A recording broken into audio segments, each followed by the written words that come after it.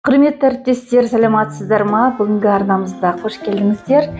Бүгінгі тақырып бізде тілек айтып үйренейік. Мейрам қарсаңы студенттерімізге, тыңдаушыларымызға, оқушыларымызға кез келген өмірлік бір жағдаятқа байланысты, қуанышты жағдайға байланысты тілек айтуды немесе тілек жазуды үйретейік. Құттықтау айтуға немесе құттықтау жазуға студенттерімді үйрету мақсатында осындай бір шаблон жасаған болатынмын. Өз тәжірибеммен сіздермен бөліскенді жөн деп санадым, сондықтан қабыл алыңыздар. Мәселен, өте қарапайым топ деңгей болатын болса, бастауыш деңгей. Нақты 5-6 тілек дайындап алсаңыз болады. Зор денсаулық, толағай табыс, сарқылмайтын күш-жігер, көтеріңкі көңіл-күй, отбасылық мереке. Бұл мысал. Одан әрімен мынадай шаблонды ұсынсаңыз болады. Алайда тапсырманы нақты түсіндіріңіз. Бос орынды толтырсақ, бізде әдемі тілек мәтіні шығады. Құттықтаудың кімге арналғандығын жазып бірінші орынға, одан кейін мерекенің қандай түрі екендігін көрсетсеңіздер, одан кейін төменгі абзацта бұл жерде біз ұсынған жаңа атап өткен 5-6 сөзді бірінен соң бірін орналастыратын болса, әдемі тілек мәтіні құрастырылып шығады. Мінекей үлгісі мынадай болады. Қадірлі әріптестер, мен сіздерді жаңа жыл мерекесімен шын жүректен құттықтаймын. Сіздердің алдағы өмірлеріңізде зор денсаулық, толағай табыс, сарқылмайтын күш-жігер, көтеріңкі көңіл-күй, отбасылық мереке тілеймін. Әлбетте бұл үлгі деп студенттеріңізге түсіндіресіздер. Енді сіздің кезегіңіз құттықтау мәтінін жазып көріңіздер деп өзіңіз атап өткен 5 сөзден басқа, тағы да басқа құттықтау сөздерінің тізбегін мол етіп ұсынсаңыз, одан кейін өзіңіздің тыңдармандарыңыз, немесе студенттеріңіз, оқушыларыңыз өздері жазып көретін болады.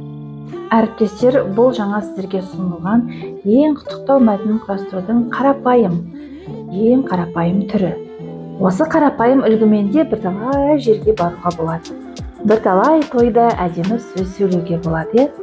Ендігі кезекте құттықтау мәтінін сәл күрделендіріп құрастыру амалын қосып, 2 нұсқа ретінде қайтадан ұсынбақшымын. Міне алдарыңызда бірінші қатарда бірінші және екінші нұсқаға арналған нұсқаның сөздік қорлары берілген. Бірінші нұсқасы бұл жаңа өзіміз таныс болған қарапайым үлгі. Бос орындарға не деген сұраққа жауап беретін ғана сөздерді қоятын боламыз. Мәселен, 1 жасқа толған сәбиге арналған құттықтау сөзіне орай, балақай, 1 жасыңмен құттықтаймын деп алып, саған ұзақ ғұмыр, зор денсаулық, бақытты балалық шақ тілеймін деп құрастырса болады. Ал екінші бағанда бұл бірінші нұсқаға қарағанда сәл күрделірек, сөздік қорының да ауқымы молырақ, кеңірек болып келеді. Мұндағы сөздік қор таудай болып өсіп, ата-анаңның қуанышы бол, денің сау болсын, аттай шауып кет, қатарға қосыл, әнші бол, батыр бол, ісмер бол, шебер бол, әкім бол, ата-анаға мейірімді перзент бол, құтты қадамың болсын, тағы басқа шексіз кете береді. Енді осы сөздік қорды қолданып құрастырған біздің нұсқамыз мынадай болып шықты. Балақай, 1 жасыңмен құттықтаймын.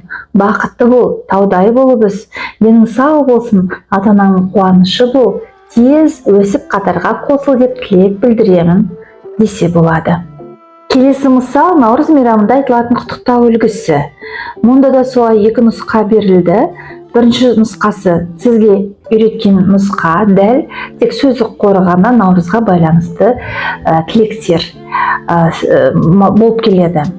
Ал екінші нұсқасы дәл манағыдай ауқымы кең, күрделі сөз тіркестерінен құрастырылған тілек сөздер. Мәселен, бірінші нұсқада құрметті әкешім және анашым, сіздерді Наурыз мерекесімен шын жүректен құттықтаймын.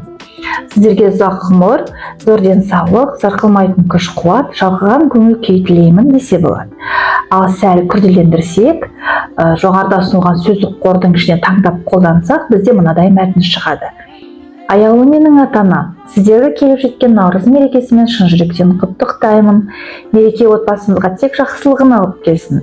Басыңыздан бақ таймасын, уайым қайғы жоқ болсын, қуанышыңыз көп болсын, той-тойға ұласын деп тілек білдіремін деп айтсаңыз, өте әдемі тілек нұсқасы шығады. байқап отырған боларсыз, иә, наурыз мейрамына қатысты тілектердің сөздік банкінде ақ көк болсын, дастарханың бақсылыққа жайылсын, басыңнан бақ таймасын, ағайын туыс аман болсын, молшылық болсын, төрт түлігің сау болсын, әр отбасына қыдыр дарысын, тағы басқа деп кете береді. Өздеріңіз асықпай бейнені сәл тоқтатып қойып оқып алсаңыз болады. Әріптестер сіздерге тақтадан немесе экраннан өз студенттеріңізге көрсетуге оңтайлы болсын деген мақсатта мынадай нақты слайдтарды әзірлеген едім. Соны көрсеңіздер болады. Бірінші нұсқасы мінекей 1 жасқа толған сәбиге арналған құттықтау сөзі. Мұнда қажет сөздік қорлар: құттықтаймын, бақытты бол, ұзақ ғұмыр тілеймін, таудай болып өс, ата-ананың қуанышы бол, денің сау болсын, манағы әнші бол, аттай шауып кет, батыр бол, ісмер бол, шебер бол, ата-анаға мейірімді бол, бақытты балалық шақ тілеймін, тіл көзден аман бол. Енді мұнда сөздік қор бірінші және екінші нұсқаға тиесілі деп бөлінбей араласып берілген. Міне алдарыңызда енді 1-ші сынып оқушысына арналған тілек сөздер: құттықтаймын, бақытты бол, ұзақ ғұмыр тілеймін, таудай болып өс. Манағыдай 1-ші нұсқаның сөздері қайталанып ұшырасады, қолдануға болады дейсіздер. Және ол мынадай сөздермен толығады деп айтсаңыз болады: жарқын болашақ тілеймін, жолың ашық болсын, сәтті қадамың болсын, оқуда озат бол, таудай талабың болсын, ел сенімін ақтайтын азамат бол деп кете береді, иә.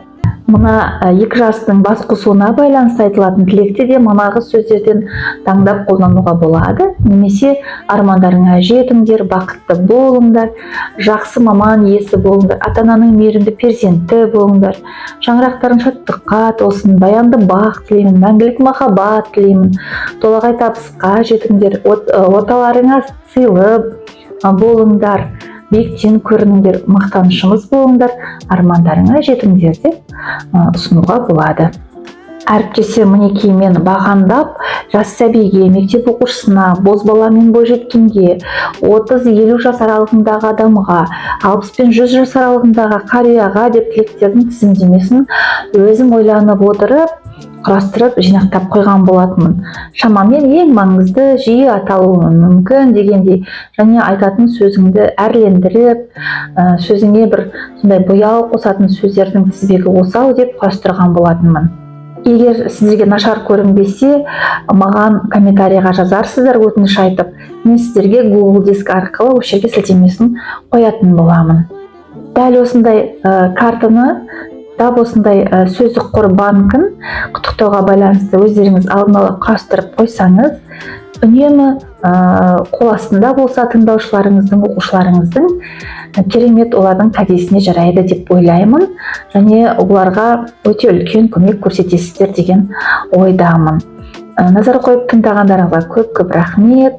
Сіздерге бір көмегім болсыншы, сіздермен осындай тәжірибе алмасқаным пайдалы болады деген үмітпен сіздерге арнайы құрастырылған контент. Сау болыңыздар, келесі кездескенше.